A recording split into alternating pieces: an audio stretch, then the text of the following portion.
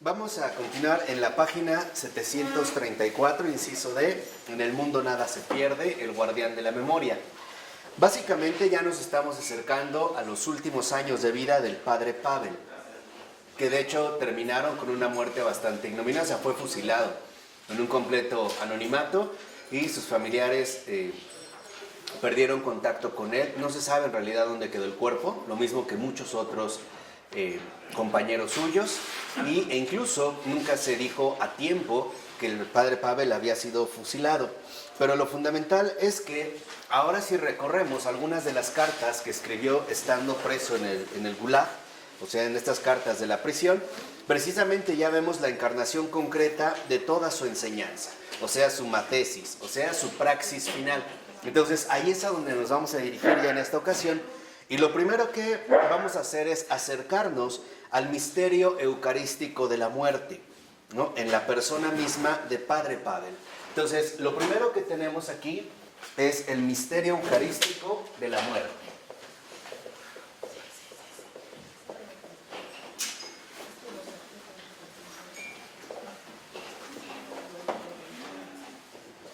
El cual está precisamente contenido en la vida misma del padre Pavel, sobre todo en su persona completa y, ante todo, vuelvo a repetir, en el fin de su existencia. Entonces, lo primero que podemos ver es que desde el momento en el que el padre Pavel es arrestado, a partir de ahí podemos decir que concluyó la vida y comenzó la hagiografía. O sea, en ese sentido, no olvidemos que la hagiografía es este género literario que relata los hechos de los santos. Ahora, estos hechos de los santos no necesariamente tienen que ser los hechos más prodigiosos o sobresalientes, o sea, como hechos milagrosos, vamos a decirlo así, a los que estamos acostumbrados, sino que más bien la geografía se concentra ante todo en la integridad de una vida que encarna el sentido en sus detalles cotidianos. Entonces, a partir de aquí, precisamente a partir del arresto del padre Pavel, comienza entonces la biografía. ¿Y por qué? Porque el padre Pavel lo que siempre buscó fue el sentido, ¿no? O sea, finalmente encontrar el sentido profundo de las cosas. Entonces, en este misterio eucarístico de la muerte, lo primero que nosotros vamos a tratar de ir captando es el sentido, ¿no? Ya en unas clases anteriores hablamos de lo que es justamente el sentido. Entonces, lo que él busca precisamente en su reflexión filosófica, en su vida personal, es la encarnación del sentido. Y para ello, lo primero que él realizó es huir de lo meramente casual. O sea, el apartarse de las nociones como meros datos, ¿no? O sea, como si la vida estuviera en ese sentido únicamente dada a partir de hechos brutos, ¿no? De datos, sin ningún tipo de sentido profundo. Pero también se buscó alejarse o superar una postura meramente abstracta, meramente racional, es decir, no encarnada en la realidad concreta. Entonces, para el padre Pavel, este sentido tenía que ir dirigido finalmente o asumido a partir de la realidad concreta y no a partir de una cierta idea abstracta que nos dejaría a nosotros de alguna manera privados precisamente de este sentido. En pocas palabras, podemos decir que ya hacia los últimos años de la vida del padre Pavel, él busca superar nuestra condición tanto empírica, basada en los hechos experimentables o observables de los que también tenemos alcance, y de las posturas meramente racionalistas que formularían teorías. De tal manera que para el padre Pavel lo empírico y lo racional no agotan el sentido. ¿Por qué? Por la simple razón de que cuando hablamos del sentido estamos hablando de la dimensión espiritual de la realidad. Pero esta dimensión espiritual, que en efecto está contenida en el sentido, no es algo que está fuera de la misma realidad, sino que está presente en la realidad concreta sin quedar agotada o limitada por esta misma realidad, que es lo que nosotros también insistimos cuando hablábamos del símbolo. Entonces dice el padre Pavel, la Iglesia niega el significado espiritual de un pensamiento que no se apoye sobre una concreta experiencia, que fundamente el carácter metafísico de la vida y la vitalidad de la metafísica. Entonces, para el padre Pavel, la Iglesia en este sentido, en efecto, reposa sobre todo en una concreta experiencia. No es una mera teoría o una mera legislación. También, como ya lo hemos visto a lo largo de todas estas sesiones, no se trata de asumir en la iglesia una especie de moralismo, ¿no?, adecuado o correcto, sino que se trata más bien de alcanzar una concreta experiencia. Y esto es lo fundamental. El sentido aparece como una concreta experiencia. ¿Y cuál será esta concreta experiencia? La encarnación del sentido. La encarnación del sentido, entonces, podemos decir, podría ser también mencionado como la cristianización, o sea, la santidad. Entonces, el cristiano está llamado precisamente a vivir la encarnación del sentido, es decir, asumir finalmente el sentido como una realidad concreta, una concreta experiencia que en efecto se traduce en términos de santidad. Pero para poder acceder a esta encarnación del sentido, ya lo vimos, es necesario aprender a morir, ¿no? Ya hemos aprendido de qué manera, hasta alcanzar el misterio eucarístico de la muerte. Dice, sea la metafísica, sea la pintura de iconos, se apoyan sobre este hecho intelectual o intelecto fáctico.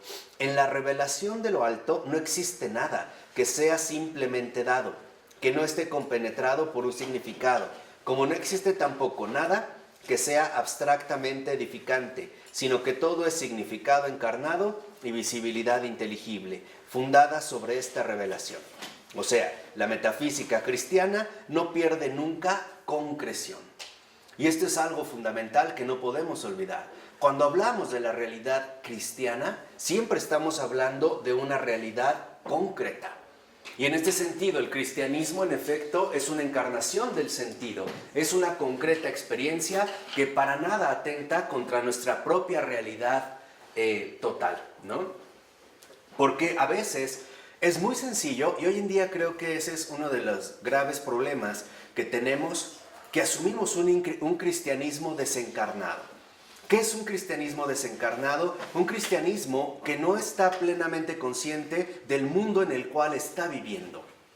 Y esto no permite de ninguna manera que alcancemos una concreta experiencia cristiana. Hoy somos bastante ingenuos. ¿Por qué? Porque a veces predicamos un cristianismo que no es acorde con el mundo en el cual se vive. Esa es una. Y dos, somos bastante ignorantes porque no tenemos aplicación precisamente en profundizar cada vez más en el sentido que encierra la creación entera. Entonces, lo primero que tenemos que ver es que el cristianismo o el cristiano no solo sabe de quién es, sino que también conoce perfectamente bien el mundo en el cual vive. De tal manera que el cristiano en ese sentido también no brinca al mundo, sino que está inserto en el mundo, con las problemáticas que el mundo posee, o bien con las dificultades que el mundo en efecto nos irá transmitiendo a su vez. Entonces, tenemos que reconocer que el cristianismo es siempre una experiencia concreta que se adecúa precisamente a la situación presente. Y esto es algo fundamental. Porque si no nos vamos nosotros en este sentido desfasando, ¿no? Nos vamos como obsoletizando, nos volvemos algo así como obsoletos. Entonces dice al iniciar el otro párrafo, su gran prueba, o sea la del padre Pavel, fue sin duda afrontar el periodo en que su vida se dispersa en la violencia del puro dato, no impregnado por ningún sentido, ni en el espacio ni en el tiempo del campo de concentración. Entonces, ¿con qué sentido puede ser iluminada sobre todo su muerte? ¿Por qué? Porque en efecto la gran prueba para el padre Pavel es su vivencia en el campo de concentración ruso, en el Gulag, sin ningún tipo, vamos a decirlo así, de sentido profundo. Más bien parecía ser uno más de los que padecieron esta terrible injusticia, reducido incluso al anonimato pleno, a la incomunicación total, incluso con sus propios familiares, la prohibición de acceder a todos sus escritos, a todas sus obras, el renunciar a escribir algo más y quedar en efecto como eso, o un dato, uno más de los que se perdieron en los campos de concentración rusos, que ahora podemos leer precisamente a partir de que se abrieron los archivos secretos de la KGB, precisamente con el derrumbe del muro de Berlín en 1989. ¿No? Vitaly Shentalinsky ha sido uno de los principales promotores de dar a conocer estos expedientes secretos. Y también hoy en día se han publicado obras que hablan sobre la experiencia terrorífica del Gulag y que nos dan una idea más o menos próxima a lo que en realidad ocurrió, ¿no? Sin alarmismos ni desproporciones. Simple y sencillamente narrando el sinsentido que ahí se vivía. O sea, el sinsentido de aquello que ya lo que resulta ser más atemorizante es que ni siquiera hay una especie de terror planificado, sino el absurdo más descarado que se pueda vivir. O sea, la vida totalmente carente de sentido. Yo nada más aquí les voy a recomendar a dos autores. Varlam Shamalov, que él va a escribir también una obra muy importante que se llama Los relatos de Kolimá, donde él no da ninguna teoría, simplemente es como un registro de lo que ocurre en estas situaciones verdaderamente absurdas, carentes totalmente de sentido. Y otra, por supuesto, Alexander Solzhenitsyn, con su obra Archipiélago Gulag. Pero antes de entrar al Archipiélago Gulag de Solzhenitsyn, valdría la pena leer de él mismo otro que se llama Un día en la vida de Iván Denisovich. Creo que un día nada más. Al leerlo, aquí en efecto lo que vamos a ver es la ausencia de un sentido. Todo parece finalmente algo caótico. No es más que la absurdidad de la maldad. Ya es, digamos, la plena carencia de sentido que la maldad ahora ha puesto al descubierto. Entonces dice, por ejemplo, se dice lo siguiente: los 5 últimos años del camino terrestre de Pavel Florensky, sacerdote que no renunció a su dignidad, configuraron el camino martirial y crucificado de un cristiano que recuerda en este aspecto el itinerario hacia la cruz y los hechos de su protector celeste, en este caso el apóstol Pablo. Entonces, Florensky, ¿no?, parecía también como muy seguidor, en este caso, del apóstol Pablo. Y lo que vemos es que va a aparecer también de alguna manera, ¿no?, como compañero de San Pablo, al ser reducido a un mero dato. ¿Alguien se acuerda cómo murió San Pablo? Lo decapitan, ¿no? En algo que en efecto parecería un total absurdo, ¿no? Pareciera que de repente la obra de San Pablo es extraordinariamente fecunda, de repente es algo así como hecho prisionero, ¿no?, por las situaciones de este momento, y finalmente lo decapitan. E incluso él va a morir primero que San Pedro. Entonces, esto es lo que quiero que vean. Ese es el primer principio del camino martirial, o sea, la anulación total. Y ese es el primer paso. Esta santidad, acuérdense, atraviesa, uno, por el camino de la anulación total. Esta anulación total significa que en la disyuntiva fundamental que define la vida cristiana, o él o yo, el yo ha sido completamente eliminado. Ahora solo queda él. Entonces, primero hay una anulación total que nos lleva finalmente al pleno convencimiento de solo él. Aquí es donde se empieza a configurar el misterio eucarístico precisamente de la muerte. Entonces dice, en este sentido, los últimos 2 renglones de la 736. El estilo paulino, directo y dialéctico, marcó toda su producción. Ahora veamos. Las cartas, y podemos leer en español una selección de estas cartas que son extraordinarias, estas cartas que el padre Pavel dirige a su familia durante los años difíciles de la prisión, constituyen un testimonio insuperable de la voluntad de comunión de un hombre que en medio del caos externo e interno encuentra en la palabra cuidadosamente elaborada y entregada como un regalo a los seres queridos el medio para seguir afirmando la vida. Entonces, solo él, a su vez, nos lleva a darnos cuenta que A está basada en una voluntad de comunión. La voluntad de comunión, en efecto, significa que yo quiero comulgar con Dios, pero para poder entrar en comunión con Él, necesito anular lo que yo soy. ¿Por qué? Porque lo que yo soy, en este sentido, no es compatible con la infinita santidad del Santo de los Santos. Y ahí es cuando, en efecto, se va desarrollando toda la cuestión ascética. Pero esta voluntad de comunión no es más que el sacrificio propio que uno lleva a cabo, la autoanulación, la renuncia a sí mismo, lo que el Señor nos insistió tantas veces. El que no muere a sí mismo no puede estar conmigo. Entonces es el morir a sí mismo. Y esta voluntad de comunión, como inciso B, lo que vemos ahora es que nos transmite la verdadera afirmación de la vida. Entonces, no se trata, en términos cristianos, de una anulación como pudiera ser o pudiera parecer en unos casos distintos a la realidad no cristiana. Yo no doy mi vida por los demás. Yo anulo mi propia mortalidad para poder ser parte de la vida eterna. Esta vida eterna que en efecto, ¿no?, nos involucra y nos llama a todos y cada uno de nosotros. Entonces, en esta precisamente dinámica, lo que vemos, y dice el texto a continuación, es que estas cartas se las escribe a sus hijos, desde los diversos Lager es la palabra alemana para el campo, ¿no?, los campos de trabajo, en que Padre Pavel se vio recluido, constituyen la última síntesis de un pensamiento elaborado siempre de cara a los demás. O sea, de una experiencia acumulada para enriquecer la vida de los hijos. Entonces, lo que vemos es que en esta santidad aparece la anulación total, la ascética, ¿no?, la experiencia de muerte que tenemos que ir aprendiendo, o sea, acabar con todos nuestros desapegos, por ejemplo, ¿no?, para acceder al solo Él como el punto central que involucra una voluntad de comunión, una afirmación de la vida y por lo tanto buscamos un verdadero enriquecimiento.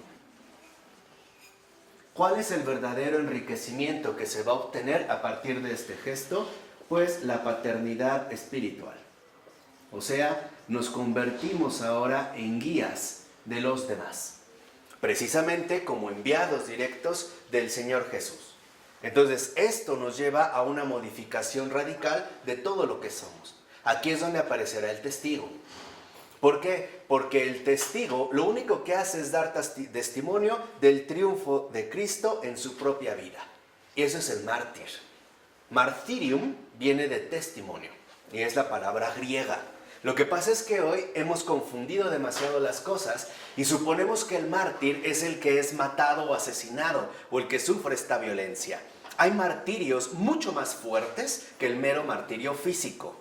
Por ejemplo, los martirios silenciosos de renunciar a la voluntad propia.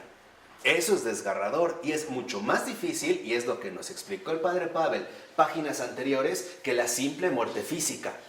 ¿Por qué? Porque la muerte física puede ser un acontecimiento para los espectadores sumamente impactante, pero es instantáneo. Se trata de un momento decisivo, pero el martirio espiritual profundo, la renuncia a la propia voluntad, la renuncia al propio ego, la renuncia a la seidad, es agonizante. Y esto en efecto es más difícil que morir, por así decirlo, con espada.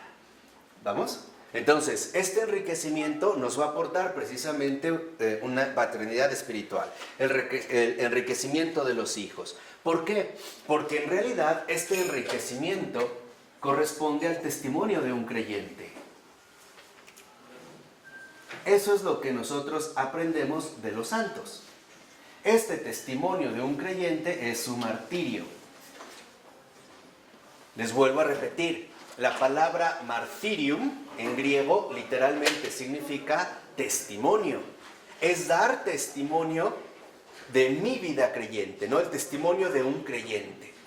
Y este testimonio de un creyente no solo se va a ver reflejado en el momento culminante de su muerte, sino en todo el proceso atravesado para irse transfigurando gradualmente hasta alcanzar la plenitud de solo Él. O sea, hasta verdaderamente alcanzar una profunda voluntad de comunión. Y la voluntad de comunión es sí a Dios, no a mí. Esa es la voluntad de comunión. Cuando esto no se da, somos un verdadero fraude. Así de simple. Podemos tratar de negociar, pero no será más que en este sentido un fraude.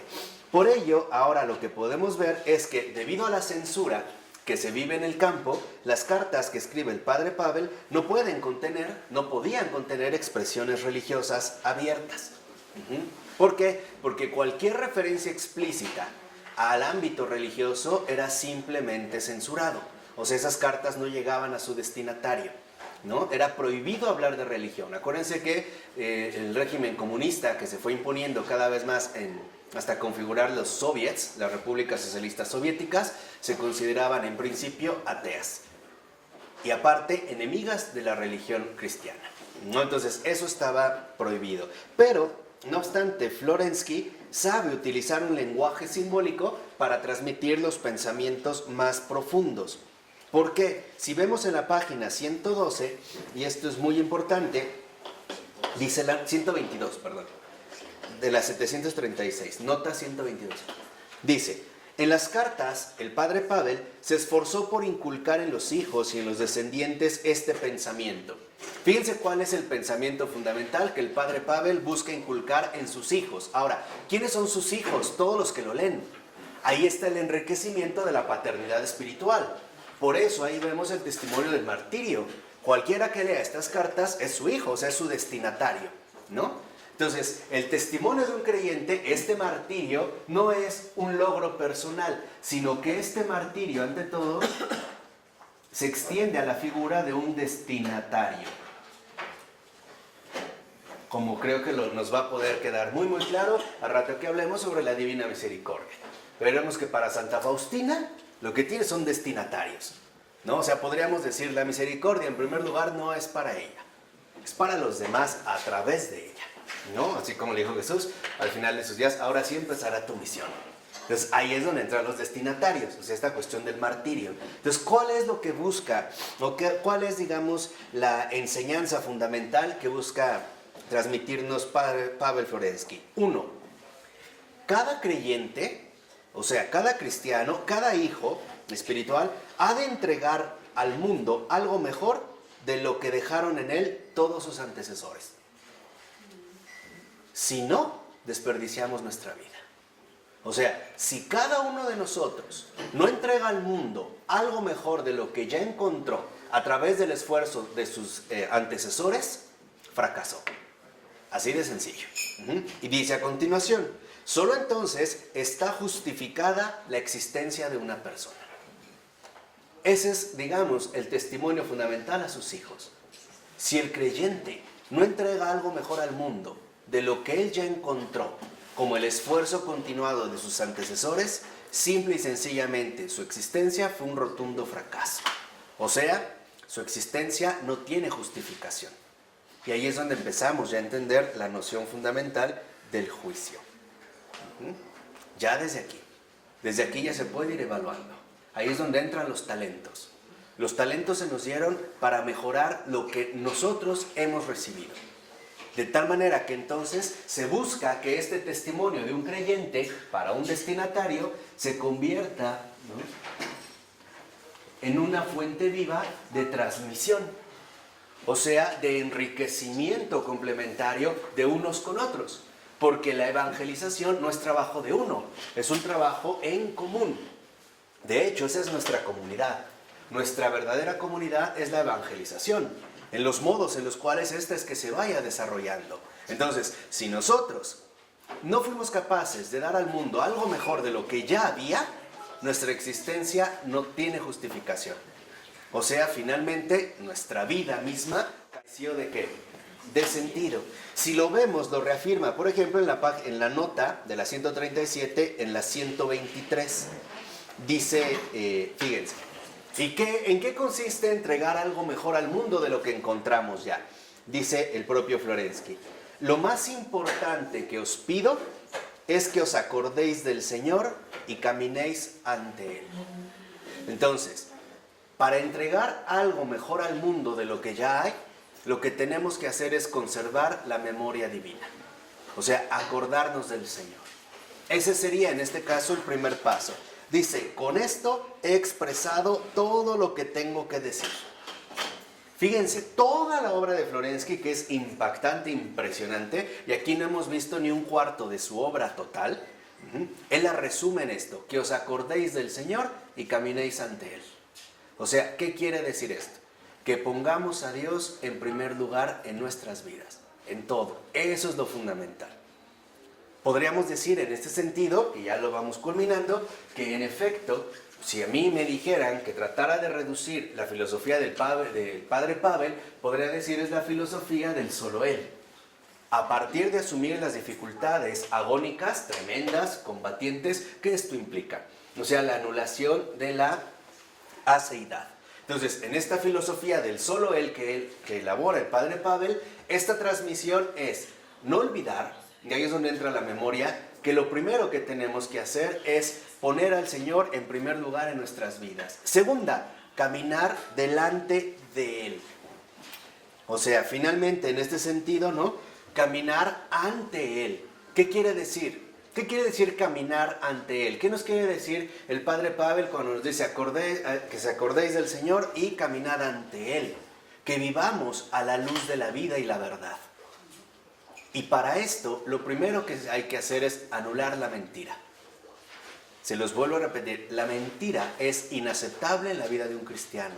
La mentira no tiene justificación, de ninguna manera. Entonces, lo primero es atreverse a caminar ante Él, a la luz de la vida y de la verdad. Porque todo el que miente no viene de la verdad.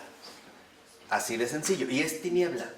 Entonces, caminar ante Él es tener el valor de caminar siempre a la luz de la vida y de la verdad. Y dice Florensky, todo lo demás no son más que detalles o bien cosas secundarias. Pero esto en particular, que os acordéis del Señor y caminéis ante Él, no lo olvides nunca.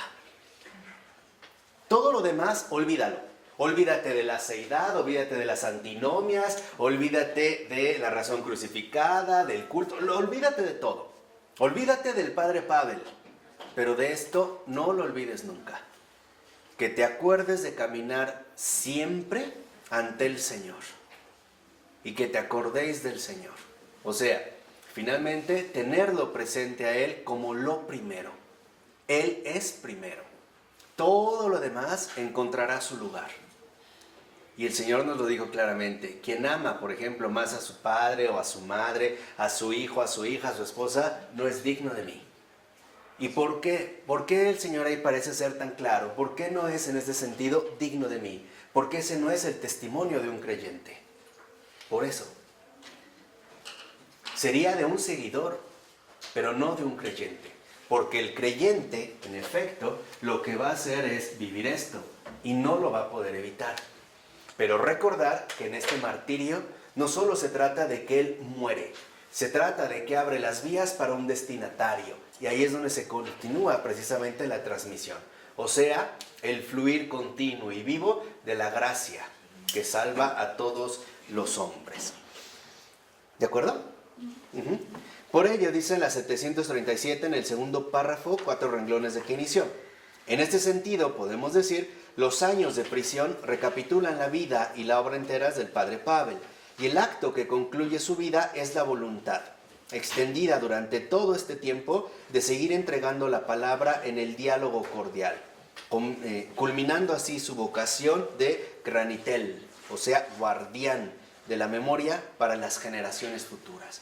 Entonces, aquí, en efecto, el padre Pavel va a abrir también una nueva veta de espiritualidad para estos tiempos. Ser guardianes de la memoria divina. ¿Para qué? ¿Para qué ser guardianes de la memoria divina? Para el bien de las generaciones futuras. En pocas palabras, el padre Pavel, en este sentido, es un gran fundador de una gran espiritualidad. Los guardianes de la memoria divina.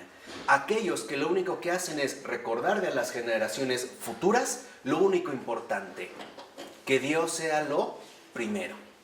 Y siempre caminar ante Dios, a la luz de la vida y de la verdad. A partir de este paso de padre Pavel, en efecto se empieza a configurar y cada vez más con mayor claridad todo un ejército, ¿no? Que marcha en este sentido por el mismo terreno, por el mismo camino. Entonces, ser este guardián significa que hoy en día debemos de darnos cuenta de algo fundamental, y es lo que les decía, ahí es cuando a veces somos ingenuos o no entendemos el porqué del obrar de la iglesia, o sea, de la realidad de Dios en el mundo. Porque hoy una de las cosas que está más afectada en la realidad humana es precisamente la memoria. ¿Por qué la memoria? Por dos razones muy concretas. La primera, por el uso indiscriminado de todas las alternativas tecnológicas. En pocas palabras, nuestra memoria ya no se ejercita.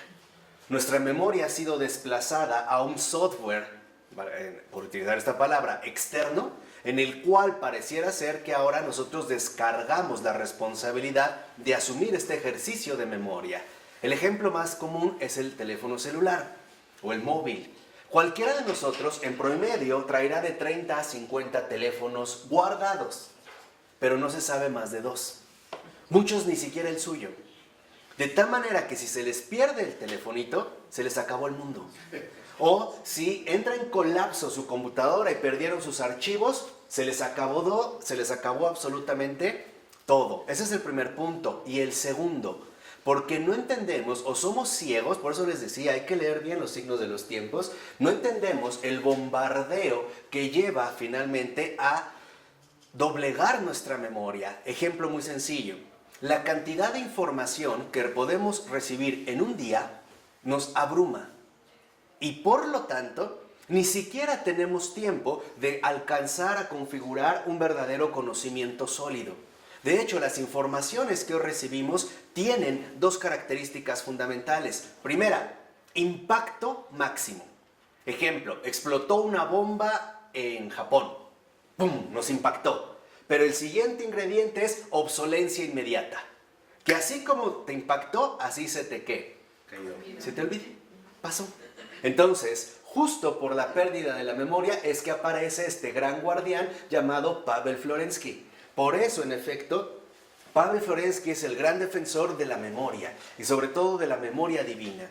De la memoria que lo único que hace es recordarnos que lo primero es Dios. Y esto hasta lo vemos, por ejemplo, en los mandamientos, ¿no? El más grande de todos, amarás a Dios sobre todas las cosas. Si esto no se da, todo lo demás es falso. Todo lo demás es falso. ¿Por qué? Porque si tú no amas a Dios, entonces no eres capaz de amar como se debe al prójimo. Y lo único que le estás dando es una verdadera parodia. Por eso la gente se decepciona tanto entre sí.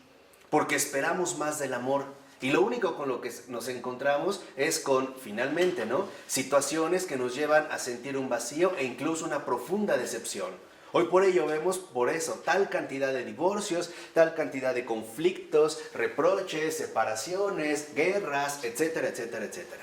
¿Por qué? Porque olvidamos que lo primero que en efecto no podemos dejar de lado es a Dios mismo. Y ese es el primer elemento del gran testimonio de Pavel Florensky. El ser guardián de la memoria divina para las generaciones futuras. Nosotros ya vimos cómo en el mundo contemporáneo, heredero del mundo moderno, las cosas se invirtieron, ¿no? La estructura esencial de la vida es primero él, o sea Dios, después tú, el prójimo, al último yo. Hoy vivimos justamente al revés. Primero yo, en mi individualismo, después tú, si es que me convienes, si puedo sacar algún provecho, si obtengo algo de ti, y al último él, o sea Dios. Pero Dios como un artículo de lujo. Ejemplo, voy a misa cuando me nace, o cuando se me antoja, o para quedar bien en unas relaciones sociales. Pero en realidad no me interesa, ¿no? Lo tengo como un adorno. Lo mismo que utilizan muchos la Biblia como un adorno. La tienen en casa, pero nunca la hojean, ¿no? O tienen imágenes con las que nunca realmente entablan una relación viva. O llenan su casa de crucifijos. Lo mismo que si la llenaran de ratoneras, ¿no? Igual, un objeto más, ¿no? Sin entender la comunión a la que esto nos está invitando. Por ello, lo que vemos al iniciar el otro párrafo es: escribir es posible, decía Florensky, sobre aquello que ha sido experimentado y vivido. Y ahí está donde entra otro aspecto fundamental. Escribir, dice el padre Pavel Florensky, es posible sobre aquello que ha sido experimentado y vivido. Ahora, esta escritura no necesariamente significa que es una escritura literal. Es una narrativa de vida. Acuérdense también cuando hablamos de la narración. Entonces, para nosotros esta transmisión será en efecto una narrativa de vida. Y esta narrativa de vida es la que irá confeccionando cada vez más el testimonio profundo hacia el cual los demás se verán beneficiados o bien también se verán privados. si es que no hacemos las cosas bien, o si es que no hacemos las cosas en ese sentido bien hechas. Por eso les decía que debemos de entender muy bien que el martirio no solo significa la muerte física. Ante todo, el verdadero martirio es la muerte espiritual, que ya hablamos de esa. Y el propio Pavel Florensky reconoció que es la más dura de todas. Alcanzar esta verdadera muerte espiritual. ¿En qué consiste la verdadera muerte espiritual? La anulación completa del yo. Aquí tenemos a la experta en Santa Faustina, si no ella me puede corregir, pero Santa Faustina decía que en realidad todo consiste en hacer la voluntad de Dios. Todo lo demás, milagros, bilocaciones, eran meros adornos. Eso era irrelevante. Y miren que Santa lo dice, que sí hacía ya milagros en vida. Entonces, eso es irrelevante. Lo único fundamental es estar en comunión con la voluntad de Dios. Todo lo demás no importa, ¿no? Se pueden dar milagros o no, pero no es, en último término, lo central. Dice, en este sentido, ¿no?, decía Florensky, en el periodo de suma tesis, o sea, de su desarrollo, incluyendo ya los tonos trágicos del misterio de la praxis, para acceder al cual, después de haber crecido, es necesario sufrir muchísimo. Y acuérdense, en ningún momento el Padre Pavel nos dijo que íbamos a poder escapar a este sufrimiento. No, decía, para crecer hay que sufrir. Para crecer mucho hay que sufrir muchísimo. Ahora, este sufrimiento no es el sufrimiento habitual que nosotros pensamos. Es el sufrimiento metafísico. El darme cuenta cómo se va desmoronando cada vez mi propia postura individual, mi ego. Cómo se va quebrantando. Y esto duele, porque el Señor no obra con una varita mágica, tal como nos lo quiso transmitir Harry Potter y sus películas. No, el Señor no utiliza su varita. No. El trabajo que hace el Señor es auténtico y sí duele. Y todos estamos llamados a ir en este crecimiento. Por ejemplo, ¿no es bastante a veces desgarrador frenar la lengua para no insultar a otra persona? Y no solo externamente, interiormente. Porque cuánta gente lo único que hace es cerrar la boca, pero por dentro se desboca, ¿no? Y habla y destruye. Pero realmente anularse a sí mismo, créanme que ese sí es un verdadero sufrimiento. Dice, solo al final del camino de una vida, o en su momento cumbre, teniendo a las espaldas una obra realizada, es posible conocer el propio lugar en el mundo. O sea, intuir el sentido de la propia existencia. Entonces, lo que vemos aquí es que solo al final podremos más o menos intuir el sentido de la propia existencia. O sea, cuando en ese momento culminante, cuando en ese momento cumbre, nos planteen una pregunta de lo alto. ¿Qué hiciste? ¿Qué hiciste? ¿Qué has hecho?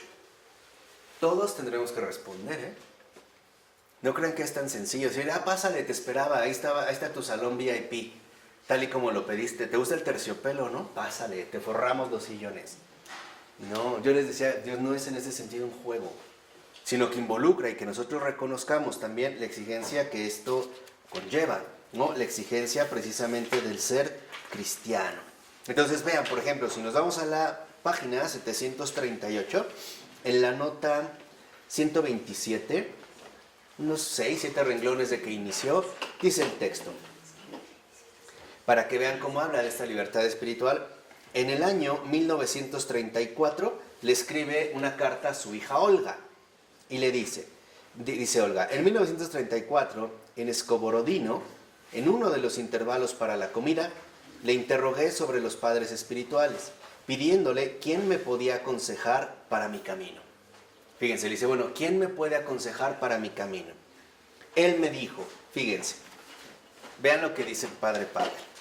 Dice, esta es una época tan tremenda que uno ha de responder decidido. Y eso es lo que yo les decía. Vivimos en una época tan tremenda que uno ha de responder incluso por sí mismo. ¿Por qué? Porque no tenemos realmente estos extraordinarios directores espirituales.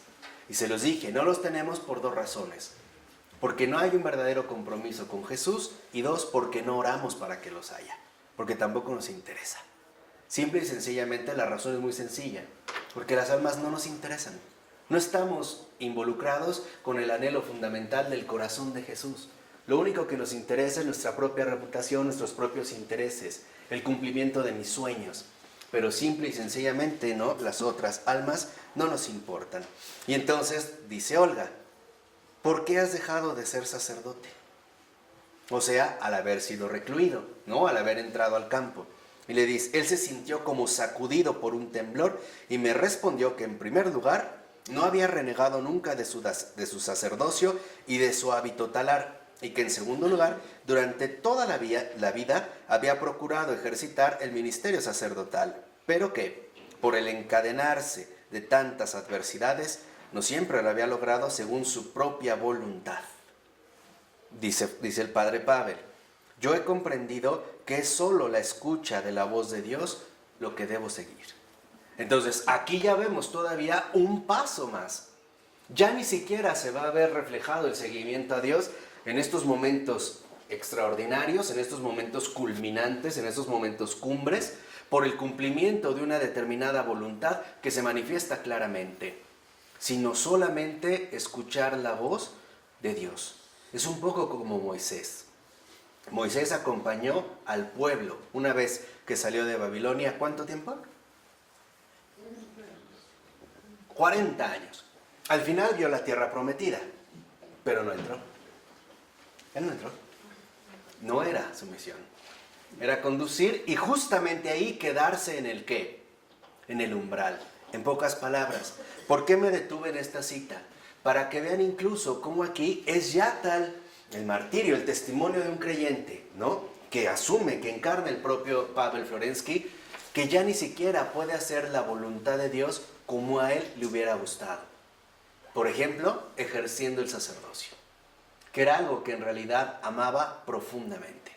Al final de sus días ni eso podía hacer. Imagínense lo que resultó o el sufrimiento para el padre Pavel. Por eso dice, ¿no?, en estos momentos tan terribles, ni siquiera, ¿no?, puedo tener la seguridad de hacer la voluntad de Dios como yo quisiera. Lo único que puedo hacer es escuchar la voz de Dios. ¿Qué quiere decir? Vivir completamente la fe. O sea, el testimonio de un creyente es la pura fidelidad.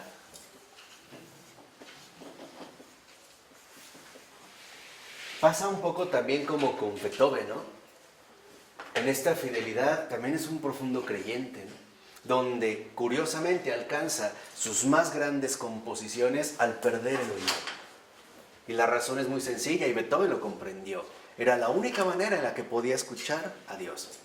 De otra forma no iba a poder finalmente alcanzar esta profundidad sonora, ¿no?, que el propio Señor le transmite. Por eso para Beethoven, y esto es algo extraordinario, el músico, decía, es el que está más cerca de Dios, porque el músico es justamente el que permite hablarle con claridad a las almas, conectar a las almas precisamente, ¿no?, transmitiendo lo que Dios tiene que decir. Pero para ello tuvo que perder el oído, y para Beethoven no crean que fue una gran alegría, fue un martirio también. O sea, fue renunciar a sí mismo. Imagínense en el momento de estrenar, ¿no?, en Viena, la novena sinfonía, después de 10 años, 11 años de no haber presentado nada y que todos lo consideraban ya un perro muerto, y al momento de terminar toda, ¿no?, la gente que se había congregado se levantó a aplaudir y Beethoven se quedó así viendo a la orquesta, ¿no? Ya no escuchaba ni siquiera eso. Tuvo que ir su asistente a voltearlo para que él viera lo que estaba ocurriendo. Entonces, aquí es donde vemos este aspecto central.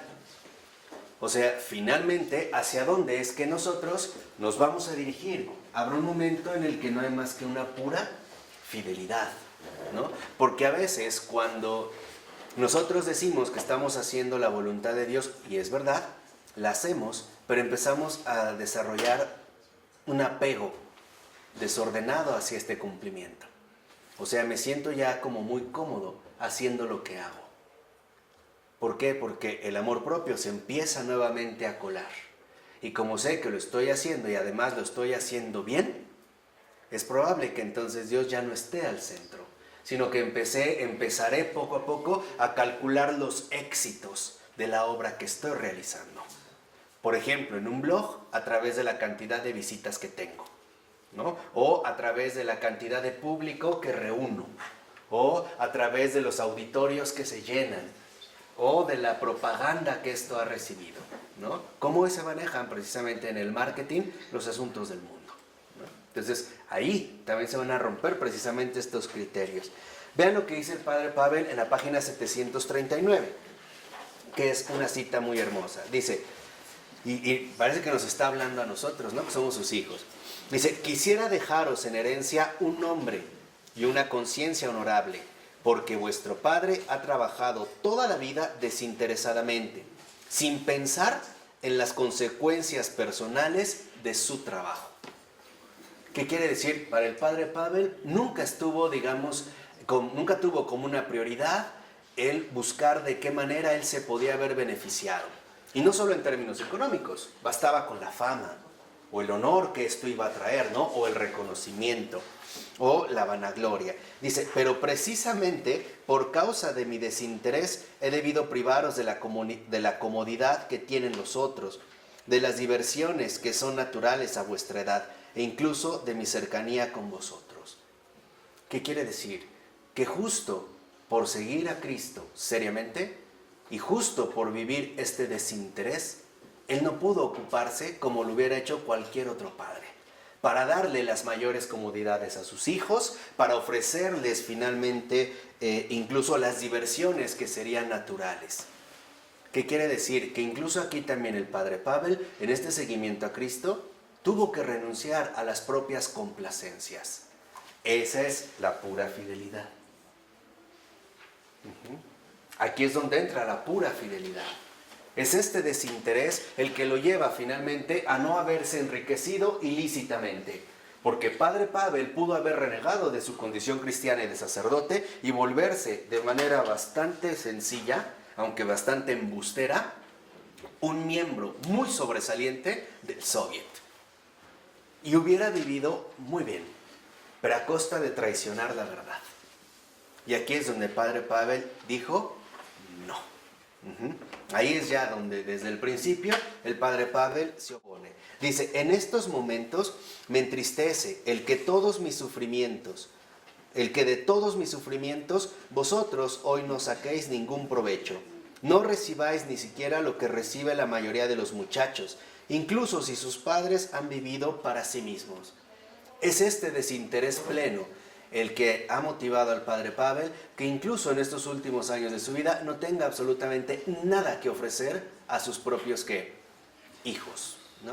Dice a continuación, mi única esperanza es que todo lo que ha sido realizado se conserve.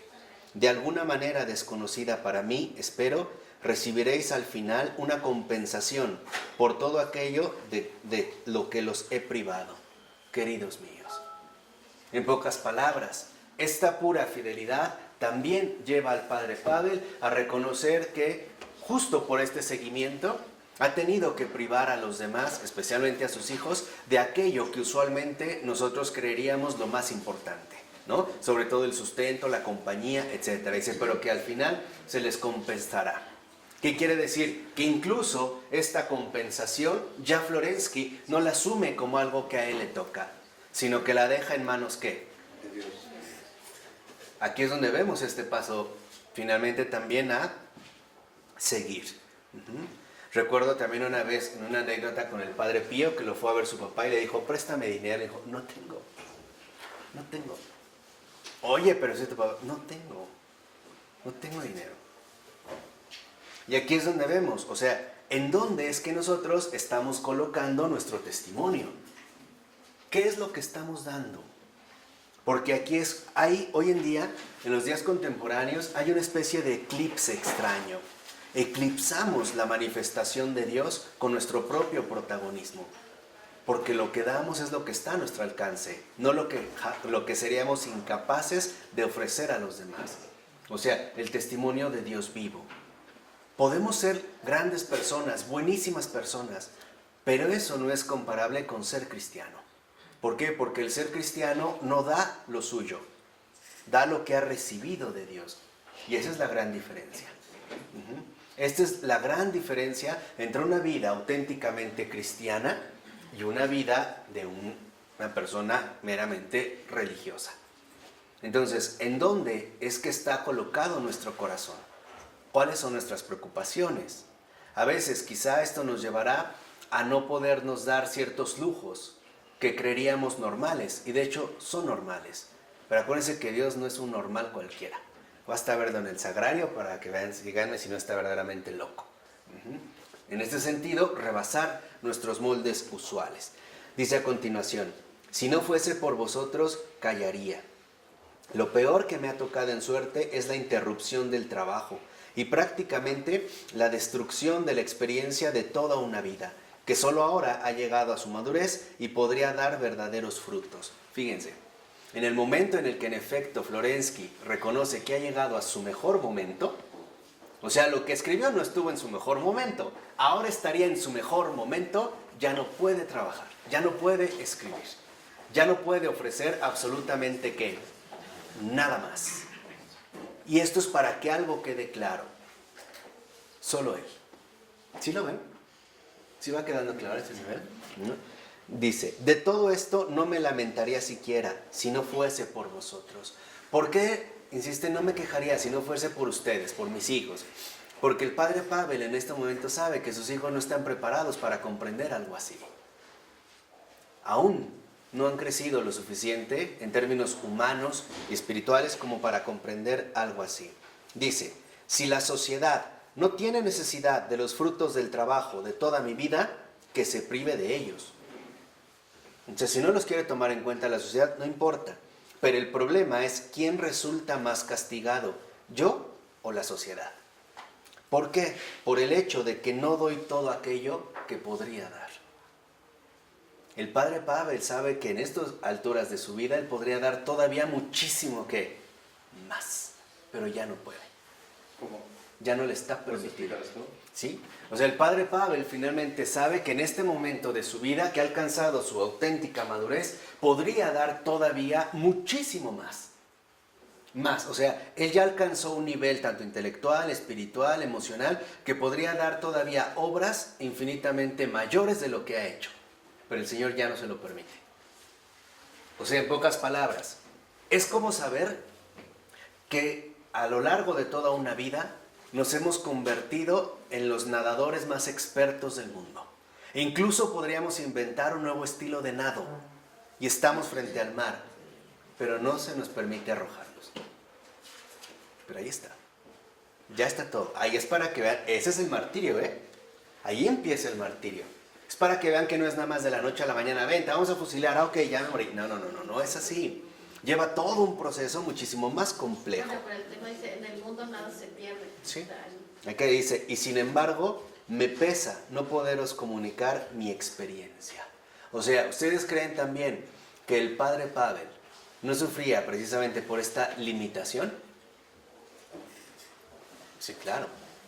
¿Qué es lo que está viviendo en estos momentos el padre Pavel? El misterio eucarístico ¿de qué? De la muerte. Imagínate que de repente tú te entrenaste demasiado en la voz y has alcanzado la voz más bella y extraordinaria que el mundo haya escuchado. Y de repente no se te permite ni siquiera decir una palabra. Imagínate esta tensión profunda, ¿no? Esta tensión interna. Ni siquiera hablar, ya no cantar, bueno, ni hablar. En esta privación total, ¿no? Dice al iniciar otro párrafo. En Pavel vive la segura certeza, sin embargo, de que todo permanece. De hecho, una de las convicciones fundamentales del padre Pavel, y lo dice en una de sus cartas, es que el pasado no pasa del todo. Que nosotros somos parte de una trama más amplia. ¿Por qué? Porque Dios no se olvida de nada. Acuérdense, para padre Pavel, la memoria es finalmente, ¿no?, la conservación de los seres. O sea, es justo porque Dios se acuerda de los seres que los seres continúan y permanecen como lo que son. Entonces dice Pavel, nada se pierde, nada es gratuito, nada está perdido. Se conserva en algún lugar y a su tiempo dará su fruto. Vean lo que dice al iniciar la otra cita. Todo perece, pero todo permanece. Tengo el íntimo sentimiento de que nada perece enteramente, de que nada se pierde, sino que es conservado en algún lugar y en algún momento. Un valor sigue siendo un valor, aunque dejemos de percibirlo. Toda acción permanece de algún modo, aunque todos la hayan olvidado ya, y esta acción da frutos. Aquí es donde entra el aspecto central. A veces nosotros quisiéramos que, en efecto, las acciones que llevamos a cabo dieran frutos inmediatos, visibles. ¿Por qué? Por la simple razón de que quisiéramos arrebatarle la gloria al Señor. En pocas palabras, claro, que vean que esto es obra de Dios, pero que es por mí. Y no dejamos que los frutos se den en su momento, cuando quizá ya de mí ni siquiera sé qué, se acuerden, ¿no? Pero sigue siendo este proceso de la memoria divina. Dice, aunque uno se lamente por el pasado, se tiene la viva impresión de su eternidad. No me he despedido de él para siempre, sino solo por un momento. Creo que todos los hombres, sean cuales sean sus convicciones, en el fondo de su corazón sienten igual. O sea, nada está perdido. ¿Cuántas veces nosotros lo expresamos de manera a lo mejor mucho más simple o más infantil cuando decimos, pero hay un Dios? Así de fácil, ¿no? O sea, no decimos hay un justiciero, decimos hay un Dios. O sea, que nada está ¿qué? Perdido, que nada ha sido en vano, que todo en último término tiene un sentido, aunque nosotros por el momento no alcancemos a captarlo. Marco, un ejemplo concreto. ¿De qué? De esto, de que nada se pierde. Sí, o sea, por ejemplo, vamos a suponer, en el buen ejemplo que dio una persona al obrar aparentemente de manera irrelevante en la calle. Vamos a suponer, ibas caminando, se te cayó tu cartera y alguien que no conocías la levantó y te la regresó. Señor, se le cayó su cartera. Aparentemente eso es irrelevante, pero ese simple gesto pasó, ¿no? Pareciera que en realidad fue algo fortuito, algo meramente casual, pero esta simple acción da un fruto. Da el fruto que en efecto después irá, ¿no?, fructificándose, valga la redundancia, en el transcurrir de una vida. A lo mejor después, si esta misma persona que le devolvieron la cartera ve otra situación similar, ¿qué hará? Lo mismo. Ahí dio su fruto. Entonces, nada está ¿qué? Perdido. Pero aquí hay que ser cuidadosos, porque también lo negativo se esfuerza por preservarse. Ejemplo, el que da mal testimonio perpetúa la acción de este mal testimonio, ¿no? Entonces, aquí es donde vemos que nada está perdido. Dice en la siguiente cita, escribo teniéndoos a todos ante la vista, y los rasgos y la figura de todos se vierten en una sola imagen, comenzando conmigo en la infancia. Me acuerdo cómo una tarde fui a pasear con Basia. De pronto me sorprendió la impresión de que yo no era yo, sino mi padre, y Basia era yo, y que se repite en los momentos cuando papá me llevaba a pasear a mí. Os siento a todos en mí, como una parte de mí mismo, y yo no puedo miraros desde fuera. Querida Anulia, el pasado no pasó, sino que se conserva y permanece eternamente. Pero nosotros lo echamos en olvido y nos alejamos de él.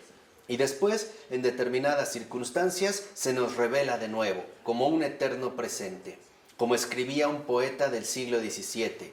Y este poeta es Angelus Silesius, un místico alemán. La rosa que contemplan tus ojos eternamente ha florecido en Dios desde la eternidad. Entonces, ¿por qué menciona este aspecto de la infancia, de darlo? Porque para Florensky, uno de los aspectos que están matando la espiritualidad humana es el olvido. Tal parece que nosotros, sí, en efecto, todo lo en el olvido. Les voy a poner nada más un caso muy concreto y muy sencillo para que vean lo fundamental de esto. La memoria Dei, que una vez yo les comenté.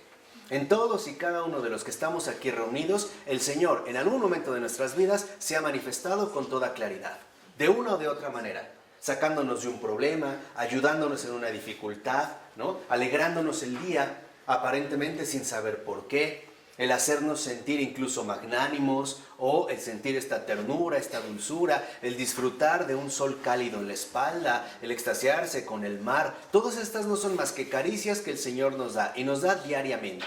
Desde un cielo con una nube preciosa, unos pájaros volando, lo que quieras, pero lo echamos en el olvido. Y entonces, ¿qué sucede cuando viene el momento de la desolación? O sea, de las dificultades. Dios no me ama. Dios me ha abandonado. Carajo, ¿qué no te recordó que está contigo antes?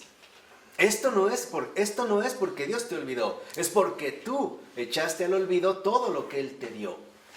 ¿Por qué? Si Él te manifestó tu amor antes, ¿por qué te va a traicionar ahora? Si Él no es fiel. Sí. Pero ¿por qué incurrimos en estas dificultades? Porque despreciamos la memoria. Si nosotros realmente tuviéramos presente, acordaos del Señor, ¿no nos dijo eso Florensky? Si realmente tuviéramos presente el recuerdo del Señor y cómo se ha manifestado en mi vida, ¿no viviría alegre, contento y feliz? ¿O no? Sí, pero lo echamos ¿al qué? Al olvido. Simple y sencillamente, ¿no? Lo dejamos que se vaya. Y después en otra situación pareciera que otra vez nos vuelve a tocar como este pasado, que nosotros ya dábamos por perdido. ¿No? Vuelve como a su mujer. Ay, sí, cierto, por algo te acordaste. Oye, sí, ya no me acordaba, ¿eh? Ya no, es verdad. Entonces como que nos volvemos a encaminar. Entonces, por eso para Florensky la memoria es fundamental. De ahí pues que cuando nosotros conservamos la memoria, vivimos en el eterno presente. ¿Por qué? Lo dice 2 renglones antes de que acabe el primer párrafo de la 741. Porque el eterno presente es la mirada de Dios sobre la vida, conservándola en la eternidad de su memoria. Ahora dice, pero la experiencia de la eternidad ha de ser encarnada en el tiempo y en el espacio empíricos, y esto conlleva sacrificio. ¿Por qué? Una terrible ley que proviene de la autosuficiencia de la identidad vacía consigo mismo, o sea, la seidad, en el mundo y en la propia persona, se apega a los criterios habituales. A la vida le cuesta traspasar las fronteras de sus normas racionales para alumbrar el milagro de una nueva existencia en el espíritu, que es más elevada y generada desde lo alto. En pocas palabras, la vida espiritual exige sacrificios. El sacrificar nuestras propias limitaciones habituales, o sea, empíricas, ya sean a través de los sentidos o ya sea también a través del intelecto. Por ello, lo que busca Florensky es que no perdamos de vista aquello que es siempre más grande que yo mismo. En este caso, Dios. No quedarnos atrapados en nuestras propias limitaciones. En la 742, 4 renglones antes de que acabe el párrafo, dice el texto: una cosa es clara, por entregar algo nuevo, por sacar de sí el fruto sembrado, por hacer de la propia existencia un regalo gratuito, hay además que pagar con enormes sacrificios hasta el final. Fíjense lo que dice Florensky en esa cita. En Pushkin, que es uno considerado de los grandes poetas rusos, se manifiesta solamente la ley universal que quiere que se la piden a los profetas y se les construyan sepulcros, una vez que han sido abatidos. Pushkin no es el primero ni el último. La grandeza comporta el sufrimiento, un sufrimiento que proviene del mundo externo, pero también del interno, de sí mismo. Así ha sido y así será. Entonces, ¿por qué la grandeza involucra, por ejemplo, el sufrimiento? Porque el ser más que uno mismo duele. ¿O no duele, por ejemplo, pasar de un vicio a la virtud? ¿No es realmente doloroso? ¿No es realmente algo que involucra un sufrimiento real? Y no obstante nos hace crecer, ¿no? Entonces, en esta pura fidelidad, uno empieza a convertirse en más grande que uno mismo.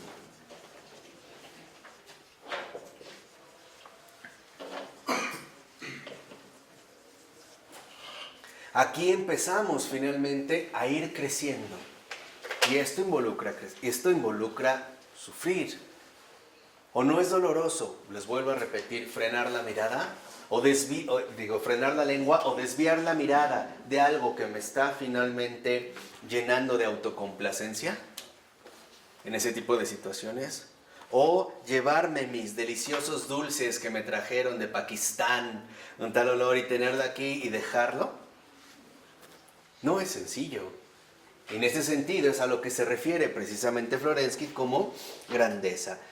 Dice, y el por qué se comprende. Se trata de un desfase de la sociedad respecto a la grandeza y del hombre respecto a la propia grandeza.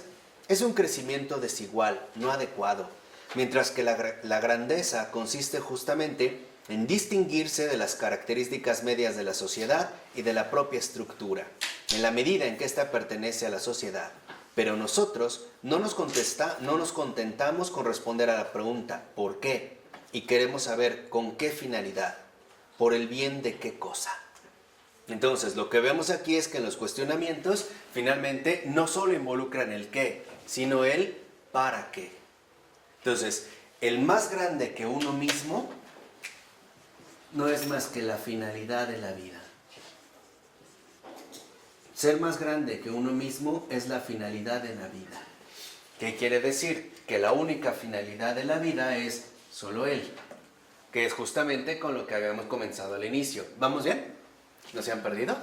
¿No? Entonces, es, digamos, ¿no?, la grandeza de la vida. Dice a continuación, cierto, el universo está hecho de tal modo que solo es posible entregar algo al mundo, pagando después su precio con sufrimientos y persecuciones. Hoy, en el mundo contemporáneo, los que quieren ser más grande que sí mismos, alcanzando una finalidad plena de la vida, ¿no son terriblemente perseguidos? ¿Y no lo han sido a lo largo de todos los tiempos? ¿Qué hay de aquellos hombres que, creyentes o no, buscan la justicia en el mundo? ¿Cómo les va? ¿Qué hay de aquel joven que ingresó a la universidad con sueños románticos de ser el justiciero del mundo? Yo voy a estudiar Derecho porque voy a ayudar a los pobres. Y si no le entra la corrupción, ¿cómo le va? ¿Qué hay de aquel que quiere estudiar comunicaciones, pero no está dispuesto a ser partícipe de esta mentira sistemática que día a día se va programando? ¿Cómo le va?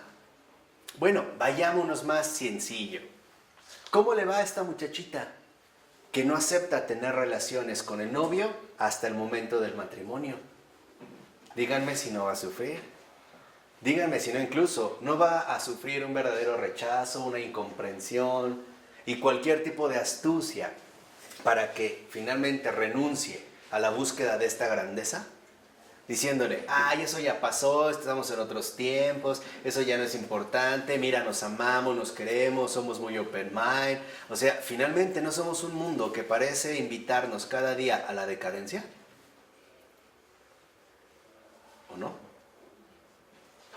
¿Qué hay de aquel que antes se ponía muy borracho y ahora no prueba una copa y se encuentra a los antiguos amigos? ¿Cómo le va? ¿No viene también un reclamo? ¿No parece que el mundo nos invita finalmente a no seguir la grandeza? ¿A no ser más que uno mismo? ¿O no? Creo que es claro lo que he dicho, ¿no? ¿No? En todo este sentido hacia el que vamos. Y dice, cuanto más desinteresado es el don, más crueles serán las persecuciones y tremendos los sufrimientos. Esa es la ley de la vida, su axioma fundamental. Interiormente se acepta como una ley irrevocable y general, pero cuando nos confrontamos con la realidad del caso singular, nos quedamos perplejos como si fuese una cosa nueva e inesperada. Y no obstante, se es bien consciente de que es injusto querer rechazar esta ley para sustituirla con la serena esperanza del hombre que produce un don para la humanidad. Un don que para pagarlo no bastarán ni los monumentos, ni los panegíricos póstumos o los honores, ni el dinero en vida. Pero por el don de la grandeza, por el contrario, hay que pagar con la propia sangre.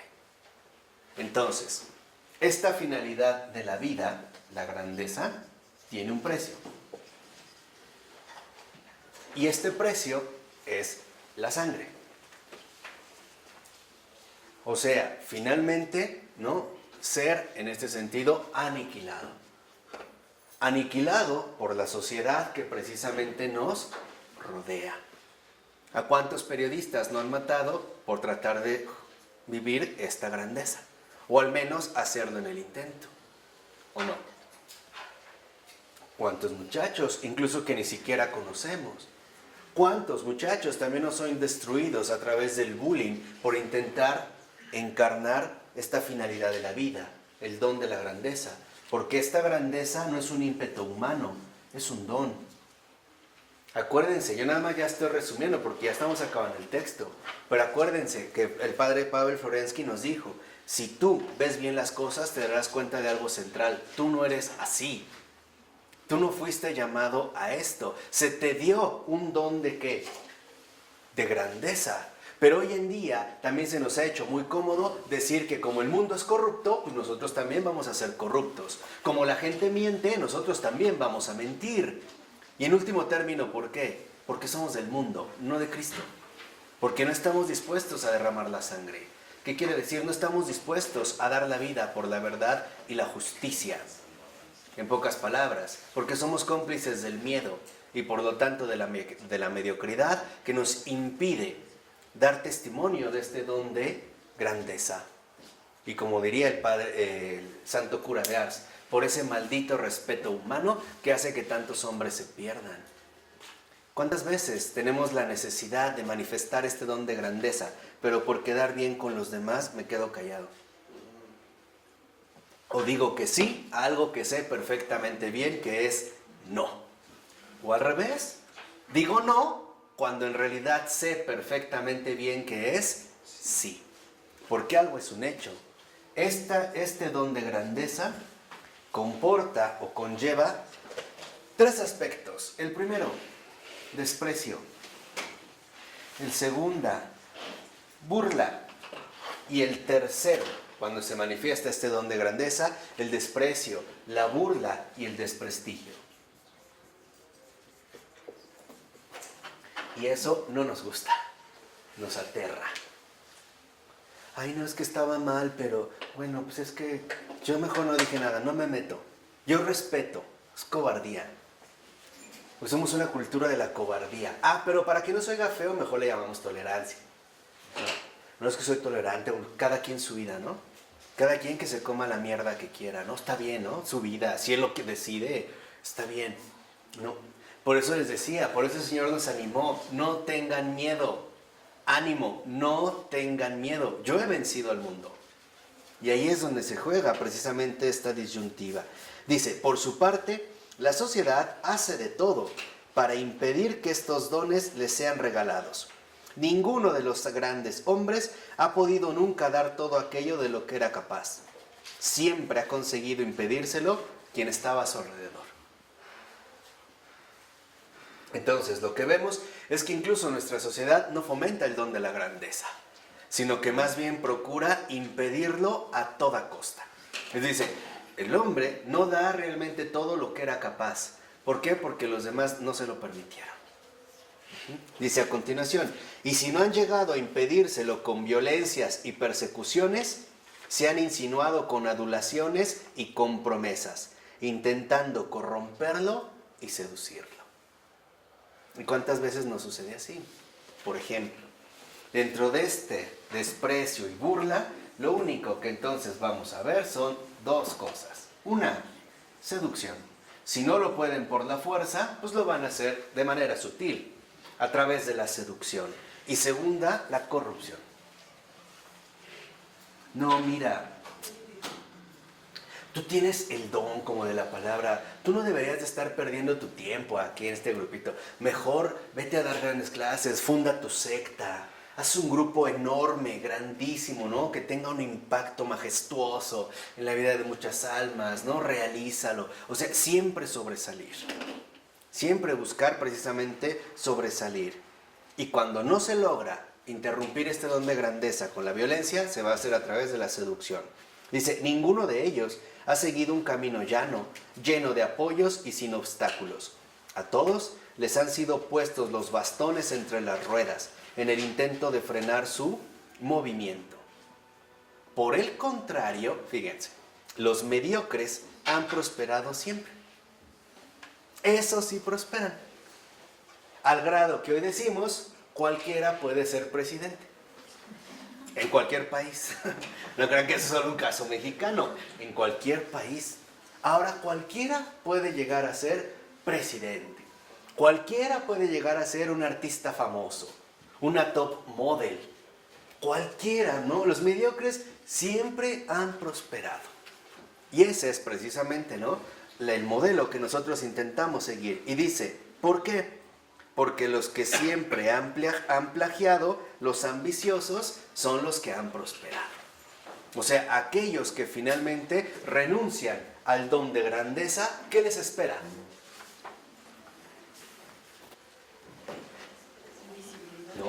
No, justo lo contrario. Grandeza humana. Al que renuncia al don de grandeza, les espera la prosperidad mundana, el reconocimiento del mundo. Entonces, a este joven que tenía sueños extraordinarios de hacer justicia con los pobres, terminó teniendo 3 MK2 Mercedes, ¿cómo?